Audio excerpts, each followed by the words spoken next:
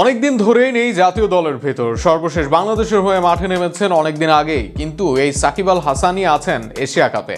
বাংলাদেশের হয়ে না খেললেও এই সাকিব আল হাসানই এশিয়া কাপে বাংলাদেশের মুখপাত্র। পুরো ঘটনা নিয়ে বিস্তারিত থাকছে প্রতিবেদনে।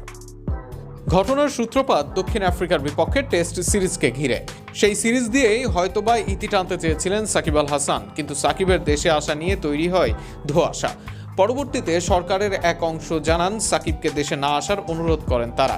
ফলে এই সিরিজে ডাকা হয় সাকিবের বিকল্প। এর আগে বিদেশি সিরিজে সাকিব খেললেও এরপর থেকে আর সাকিবকে দেখা যায়নি বাংলাদেশের হয়ে খেলতে।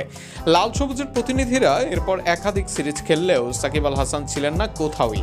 এমনকি সর্বশেষ খেলা 3টি টি-20 সিরিজে ছিলেন না সাকিব, যার ফলে আগামী এশিয়া কাপেও যে সাকিবকে ছাড়া মাঠে নামবে বাংলাদেশ দল এটা অনেকটাই নিশ্চিত। এর বাইরে সাকিব এক সাক্ষাৎকারে জানান 2024 সালের বিশ্বকাপ দিয়েই আন্তর্জাতিক টি-20 ক্রিকেটের যাত্রা শেষ তার।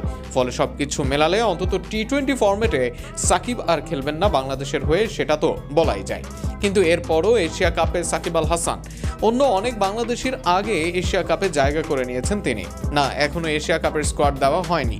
এর আগে এশিয়ান ক্রিকেট কাউন্সিলের সভায় চূড়ান্ত হয়েছে এশিয়া কাপের দিনক্ষণ, যে কারণে নিজেদের মতো প্রোমো দিচ্ছে টিভি চ্যানেলগুলো।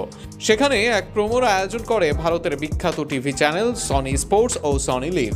সেই প্রোমোর দৈর্ঘ্য হয় 30 সেকেন্ড, আর সেখানেই উঠে আসে সাকিব আল হাসান। সাকিব আল হাসান উঠে আসেন যখন, তখন বলা হয়েছিল বড় তারকা।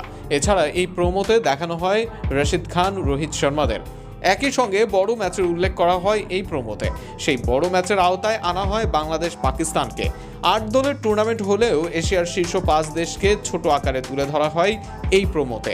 আর সেখানেই যেন বাংলাদেশের প্রতিনিধি হয়ে যান মিস্টার 75। জাতীয় দলে না খেললেও গ্লোবাল স্টার হিসেবে এখনও প্রতিষ্ঠিত সাকিব আল হাসান। এখনও হয়তো বাংলাদেশ ক্রিকেট বললে অনেকের চোখের সামনে ভাসবে সাকিব আল হাসানের নাম। সনি স্পোর্টসও বাংলাদেশকে তুলে ধরতে ব্যবহার করেছে তাদের ইতিহাসের সেরা ক্রিকেটারকে, আর যে কারণে প্রোমোতে আনা হয়েছে তার ছবি। দেশের ক্রিকেটে যে অবদান সাকিব রেখেছেন, আগামী দিনেও তাই এইভাবে না থেকেও থেকে যাবেন এই বিশ্বসেরা অলরাউন্ডার।